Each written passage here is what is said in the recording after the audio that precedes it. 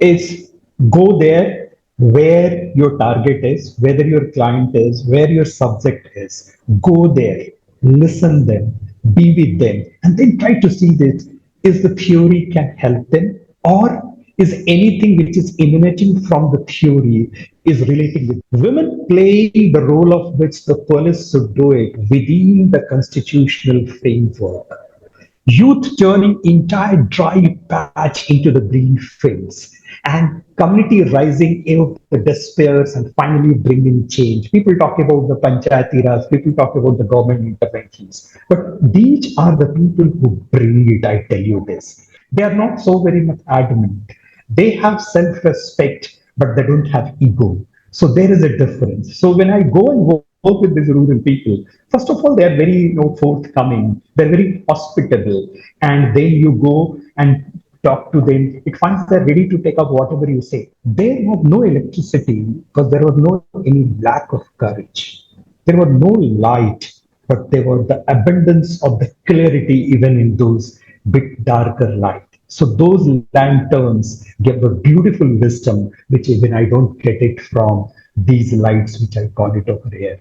The basic thing is this: don't consider it is a sector where a lot of money has to go. Consider it is a sector where a lot of scope lies, and it has been untapped. So, basic, as I said, you in the mindset. The basic premise is that this is a sector untapped, and the policy should focus towards the untapped market, people who have not been reached, rather than thinking we are the unprivileged, these are the people they need to be helped. Not at all. These are the people they need not to be helped, they need to be the courage. Hi, and welcome to Soul Velocity. I am Snehal Singh, your host, and I'm excited to take you on this incredible journey where we tap into the wisdom of entrepreneurs, authors, and creative visionaries, people who are transforming the world in ways we cannot even imagine.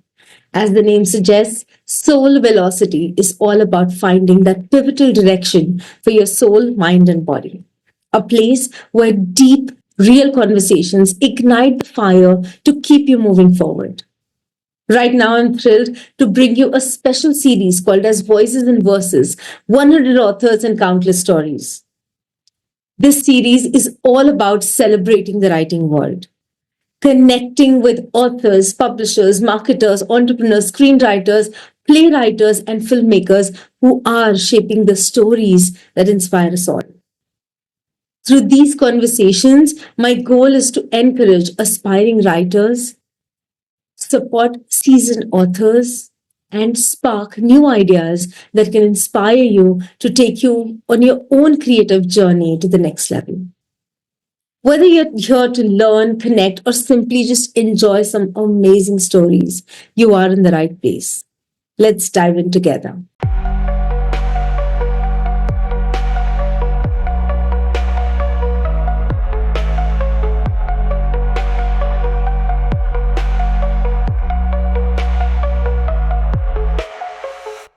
Hello and welcome to our next episode of Soul Velocity, Voices and Verses, where we connect with authors and change makers who are contributing towards this community and society in various ways, whether it is through writing, whether it is through their teachings, or whether it is through the work that they are doing. Today we have a special guest amongst us who is also an author of Changemakers of Bharat, Neeraj Kumar sir. So Neeraj Kumar sir, first of all, welcome to Soul Velocity. I was a little nervous before I start your, or our conversation in a way, because you come from a very highly educated background. You're also a professor. You have always been into education field. So I'm hoping that today's conversation is going to be a lot more fun, and I'm able to do justice to your episode as well. So thank you for being here today. And anything you want to say before we jump into the conversation? Yes, the first thing that I rightly said is the teachers. Usually, students feel that no, the teachers are a bit cuddles, teachers are a bit strict, but it doesn't happen. And they remember once they pass out that no, the teacher was really good. So be sure once you end it, you will say it went up very well. Thank you for that motivation for sure. Sarji, you have spent over 30 years working at the grassroots level, in rural management. So what drove you to this field? Uh, two, three things I will tell you. The very first thing I will tell you this: the born and brought up in a typical village setup of the Bihar, and then after, by simply profession, I am in rural management, and even in the study, during the study, I studied agriculture. So what was happened is this: my birth, and then after my education and my profession, all three combined together. And then I really liked that. No, I have really loved for the rural India, and actually I wanted to work for the rural India, and which I call, sometimes I call in a line this: the roots called me, and I just followed, and that is why I'm here in the rural India. Wow. It's a very different feel. Like until I met you, I had never met anybody like you who comes from this field or has chosen to master in it and work into that. I want to move to the uh, academic side of you as as an academian. You blend very beautifully the research with the real world insights, and you have done that, but how do you bridge the gap between the theory and the practice in rural development? Because I think there is a gap, huge gap there. What is there in theory versus what you actually go out and get in the field is very, very, very different. So how do you bridge that gap? I agree, Snehal, I agree. And I tell you that you will agree with me. That's the only one very simple formula is: go there where your target is, whether your client is, where your subject is. Go there, listen them, be with them, and then try to see this: is the theory can help them, or is anything which is emanating from the theory is relating with them. You will find both of them marry at some place, both of them mix up at some place. So it's very simple, I tell you this, that no, theory is something we call it that theory must walk barefoot to the matter. So you have to go to the theory, you have to go to the field, and you will find it's very simple, not tough at all. There is a gap, I agree, but to bridge the gap, you have to only walk the road. That's all. So it is about showing up, it is about consistently doing what you need to do to bridge the gap. Perfect. So you're the first person I know who is from IIM at professor level, and you have your journey has taken you through prestigious institutions of IIM Lucknow, IIFM Bhopal, XIM University. So share with us, how have these experiences shaped your approach to leadership, education, uh, your journey with the students? So basically, it's really good. No, what has happened is this: that IFM, when I started, it was the forest, and then probably I was doing agriculture. I studied agriculture, so I had a bit of understanding about that agriculture. But when I joined IIFM, I realized that no, the forest and the forest-dependent people are probably much more vulnerable than a farmer could be. And then I realized that no, they really live a very tough life. But the most important thing was it was the humility which they have. It is their connect with the nature which impressed me. And their dependence on the nature and their respect for the nature. That was the one thing which I learned from IFM. When I moved to the XIM, it's a bit professional institution, but I must admit, working with the Jesuit institutions not only brings the humility, it also gives you a feeling that whatever you get from the society, you ought to return back to the society. And that's the typical the Jesuits. IIMs are a great institution where I go and teach as a visiting faculty. I still go and be there. I'm there as a faculty. So I say there's no never no lose sight of your context, your future, your goal, and then you plan for it, and then you go for it. You will work. There would be a lot of difficulty coming, but you don't have to see this. So, when I tell you this, the humility which you can understand, the reason why should I donate back to the society? That's something more. And the third is the professionalism which I learned from these three premier institutions of the country. Interesting, very, very, very interesting. I I can see, now that as you speak, why would you choose to write Changemakers of Bharat and where did the stories come from? But I want to hear it in your words. Your book, Changemakers of Bharat, do tell us stories of kind of unsung rural heroes. What inspired you to bring their narratives to light? Because each Uh, story is incredible. yes. So suppose I started with a very simple punchline. They were unheard, but they're unforgettable. I can tell you that. To give voice to the silent warriors who stay in tough conditions, who live in the tough life, but they have a full of energy inside, and who have brought change with their dedication, with their heart, with their greed, and they've never seen back. Even if they have suffered a lot, but the suffering has made them stronger rather than the weaker. And I simply want that story needs to be told to the world, and in a way so that world can understand. And that's the reason I thought that I should attempt to write this book. Amazing. I can see, as in your years of working at the grassroots level, and as you said, these stories are not forgettable. Yes, they're unheard, they're not being told enough, but they needed to be told. And in your work, years of, as you said, working at the grassroots level, what are some of the most, inspiring transformations you have witnessed? Like, as a Yeah, your these are the books. No, if you go through, women reclaiming land, women playing the role of which the police should do it within the constitutional framework. Youth turning entire dry patch into the green fields, and community rising out of the despairs and finally bringing change. People talk about the panchayati raj, people talk about the government interventions, but these are the people who bring it. I tell you this. So, what the point I tell you this? If you tell all the story, you start from the very first story of the Nirbhaya. You go through it, you will find, oh my God, these uneducated women with some leadership, how can they change the world and at least for their own world? So if you allow me to change this, I will tell you this, the real change does not arrive. It is built seed by seed and it grows years by years. Then only you find that the bigger trees and the bigger plant, but it starts from a small seed. So my journey is a journey from seed to that bright tree. Wow, you framed it so beautiful. And you're right, as you said, these are either uneducated women with very limited resources. I don't want to be judgmental here, but the fact remains that the rural development often comes with unique challenges, whether it is infrastructure, resources, mindsets. So, what do you believe is the biggest hurdle in empowering rural India only?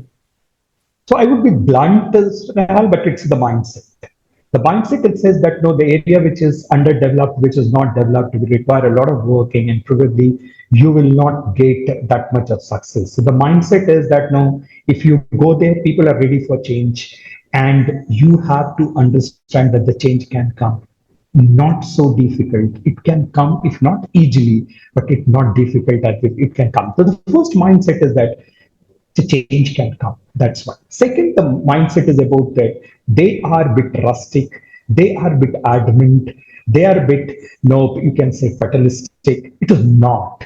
It is just opposite of that. The only thing, how do I approach? As I said you in the beginning, you go there, be with them, then only you will be able to do, not say this. So what happens that no, this is one. The second is that obviously the funding, where the money which flows in the rural development, no company wants to go there with the CSR.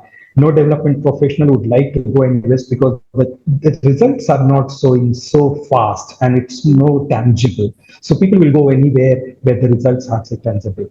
But the only point I tell you this, we have to change our mindset, infrastructure, and other things will come. So basically, if one line, if I say that the change will start coming the day we change our own mindset about rural India. Rural India is the things which is of the future and it's going to be. Change your mindset, go there and see the change. I want to just have a follow-up question here, okay? And Yeah. that is again because I love working with mindset.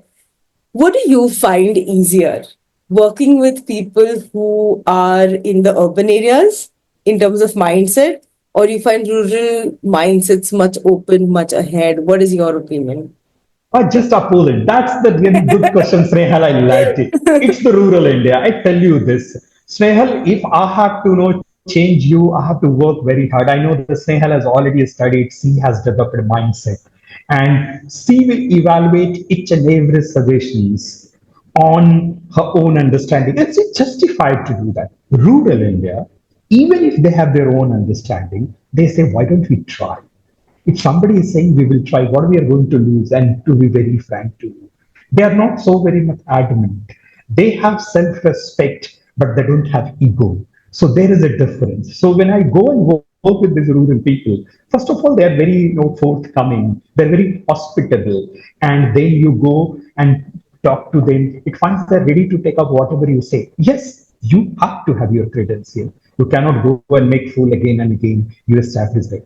But personally, because I have been working over there, I will say rural people. Don't mind it. No, you No, are urban, so I don't mind totally it. agree because that has been my experience too. Because, especially when we talk about thought processes, women, society, stuff like that, which is something which is always amplified.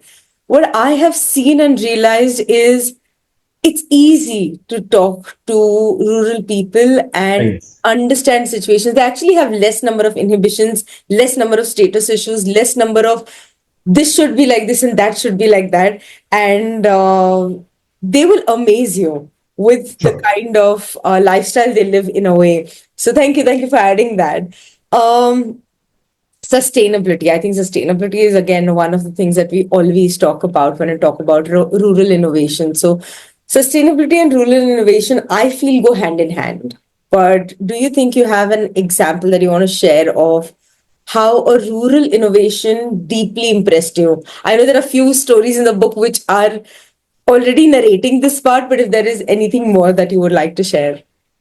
Yeah, but too many. I tell you very simple that one rural innovation will find that now we are in change where the climate is changing, and this when you put a seed in the soil and there has not been any rain, the seed does not get moisture and it is not able to it germinates. So all agri input companies, big companies, they were thinking what to do. It is affecting us. The scientists were totally this. The seed is good, but it is not germinating, and it was not germinating because of the moisture. So they say that where from I bring that moisture, and you cannot flood water when you are going to put the field. You cannot flood the field when you are going to seed it. So they were not able to find the answer. The answer came from the rural people. What simple answer, Snehal? You will be surprised when I say these farmers in Uttar Pradesh and Madhya Pradesh, simply soaked the seed before, one day before they went to plant the seeds there. They want to put their seed in the field. They went to do this. And when the seed was put into the ground in soil, it already had the required moisture and it germinated, which even the bigger scientists and even those people who has developed those seeds could not understand the simple thing. That's the real rural innovations. There are many which you will find in the book, but this is not in the book, so I thought it will be an additional to my viewers and to you also. Here it is. So you don't need basically to have a big idea to be do this. So usually I tell when experts give up, rural people give you the answer. I so agree, and I so want to know more about this part of the story because it's interesting to know how they know certain things, and you may not know the source of how they know it, but they are solution finders in a way. Uh, Again, you work with students, young professionals. How can today's young professional students contribute to the rural development and become change makers themselves? Because I see a lot of desire of even urban people wanting to go out of India and then rural people wanting to come to the urban India. And that desire, I think, has been growing. So, what would you say that today's young professional students can do to contribute to the rural development and choose to be change makers themselves? Right. Very simple answer first I will go and then I will explain it. Yes. Engage, don't escape. You engage them, you will enjoy. You escape, you will not know about this. You will know about the fact over there. Go and sit with them, you will like them. You don't sit with them, you will have an opinion. You talk to them, you will appreciate them. You don't talk to them, your further opinion will come to there. So my point over here is this: you go there, engage them, don't escape it. Rural India is not a challenge, to be very frank. It is a canvas for a purpose-driven career, which a professional can make it, or even the person like you can make it. Any work you do this, it's open canvas. You go and draw your own picture. I tell you this, and I am assuring you that the picture is much brighter and much beautiful than you can think of in rural India. Simply engage, draw the picture of your own choice, and you will enjoy it. Wow. Engage and not escape. That is my definite takeaway for today. And wow. If you could go back and give advice to your younger self, what would that be? I will simply say this though, don't rush impact. It ripens slowly like a wisdom. थोड़ा सा बूढ़ा वाला जवाब है, but I tell you, Snehal, this is the cat. Don't rush impact. It ripens slowly like a wisdom. My suggestion would be, young Neeraj, be patient, follow your emotions, follow your heart, and you will find the result coming over there. So simple thing is this: don't rush. The change will come. It will come slowly, but it will come. Well, thank you, thank you. Is there any particular moment? I'm pretty sure there were many, but is there any one particular moment of transformation in your own journey that has left like a lasting impact on you? Oh, yes. To be very frank, this I told you that in the rural areas and the place where I was born, whether it is my maternal side or paternal side, we didn't have an electricity. And whenever we used to go from urban area to those places where we used to go and live over there, but I realized that no, there was no electricity because there was no any lack of courage. There was no light, but there was the abundance of the clarity even in those bit darker light. So those lanterns give a beautiful wisdom, which even I don't get it from these lights, which I call it over here. So yes, that's the thing where I started. And I tell you this, it's my the childhood which brought me, as I said even earlier, closer to the rural reality. And yes, those nights which I spent there without light and getting the wisdom and getting the light of the knowledge from those twinkling lanterns and diya batti, you can understand if Yes, you I belong to remember. rural India. That's there if you belong to. Those are the days which has a lasting impact. And I'm still following Snehal still. Interesting. Wow. It reminds me of few of my childhood days, but thank you for sharing that. What would you say is the most valuable lesson rural communities have taught you? Ah, resilience. I tell you, as I tell you this, no, they didn't have the light, but they didn't have the lack of wisdom. There was not clarity in the light because of the lack of light, but they had the clarity about the vision, what they really want to do it. So resilience.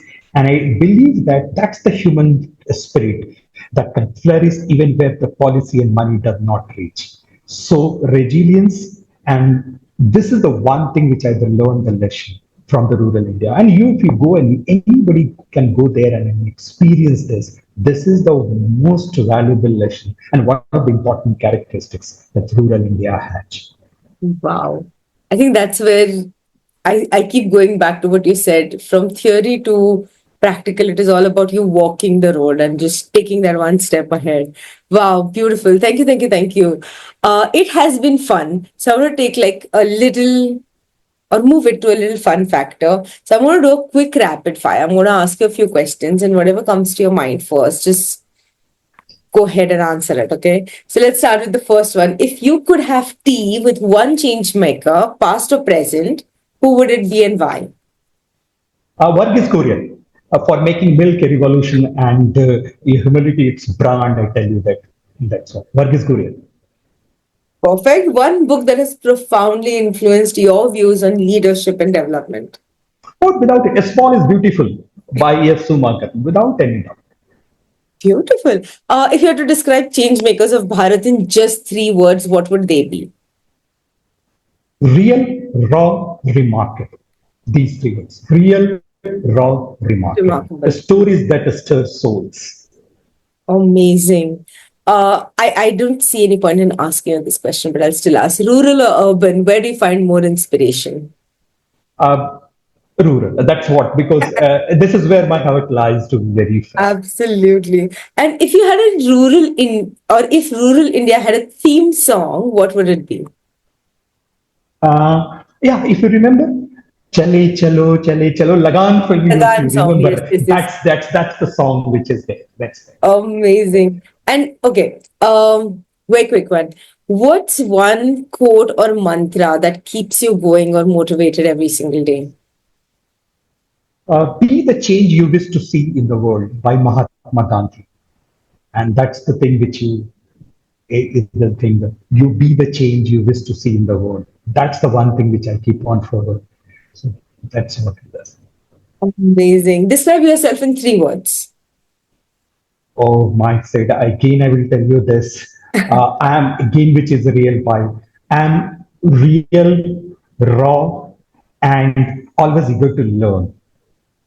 I would from my side add remarkable because your work has been remarkable. You have been a great support without actually meeting you. I know that I can depend on you. So you yourself have a remarkable personality for sure.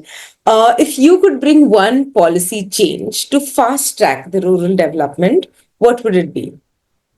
The basic thing is this: don't consider it is a sector where a lot of money has to go. Consider it is a sector where a lot of scope lies and it has been untapped. So, basic, as I said, you're in the mindset. The basic premise is that this is a sector untapped, and the policy should focus towards the untapped market, people who have not been reached, rather than thinking they are the unprivileged, these are the people they need to be helped, not at all. These are the people they need not to be helped, they need to be the courage. So basic thinking in the policy, overall the larger policy, if that framework can be brought into, the change is bound to happen. Mhm. I sometimes find it ironic because I feel rural India teaches me more than I giving them anything. There is so much we take from them on regular basis, and that exchange is or that give and take is not even according to me. But yes, thank you for sharing this. One last rapid fire question, and that is, if you could take one book, one object, and one memory to a remote village, what would they be? Or Changemakers of Bharat. I will read it again and again just to make it sure that I get the real feeling of that, and I always remain inspired, Snehal. Not only I will tell you to do the same thing.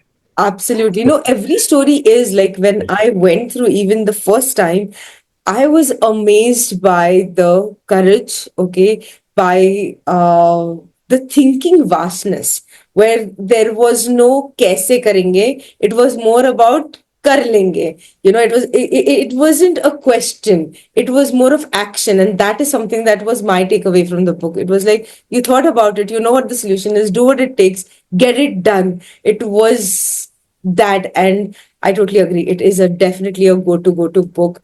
uh, thank you for sharing that. Thank Uh, you for this opportunity. and today's episode has been more enlightening for me than anything else. And my biggest takeaway is going to be engage and not escape. There is something that is coming to me because of that. So thank you for that. Before we close our episode for today, our listeners mostly are entrepreneurs and authors. So, is there a message that you would like to give them, which would enhance the journey of everything that we have been speaking about, the rural areas, the policies, the processes? So, any message that you would like to give to our listeners today? I just said that entrepreneurs, those who wants to go and work, this have been doing it. Huge scope, untapped market. No, this is what people call it as the sunrise sector. And I call it this is sunrise, moonrise, whether you work in a day, whether you work in a night. The rural India is aware where a lot of scope lies. Both, it's not only that monetary, it's a spiritual. If you really want peace, you really want peace, go and stay a few days in the rural India. If you want to make money, that you are interested in money, don't look at an urban market seems saturated. Go to the rural area. True. You have lying huge money. The only thing you have to learn, how will you do this? So how will you get peace? It's your choice. How will you make money? It's your choice. For me, go rural area. You will find both of these things plenty. Absolutely. Thank you, thank you, thank you so much. And guys, to close this insightful episode with Neeraj sir, we have taken a deep dive into the power of grassroots rural development and also the inspiring change makers who are transforming India from ground up. Neeraj's work is a reminder that real sustainable change often starts with the smallest, with the most impactful steps at community level. And his expertise and dedication to the rural development, combined with his academic insights, have paved the way to countless individuals to rise above challenges and create lasting change. So, as we wrap up our today's conversation, we are left with invaluable lessons on leadership, the power of grassroots movements, and the importance of sustainability in development. Uh, his journey shows us that anyone, no matter their background or fieldwork, can become a change maker. So, for all of you who are looking to contribute to rural development, young professionals and students alike, take an inspiration from this episode if you can and start making a difference in your own communities, whether it is through innovative thinking, commitment to sustainable change. There is always more room for change makers. So, if you like this episode, do share it. Thank you once again, Niraj sir, for sharing your wisdom and experience. And thank you to our listeners. Remember that each of us has the potential to be a catalyst for change. Keep listening. Thank you. Thank you. Thank you. Thank you.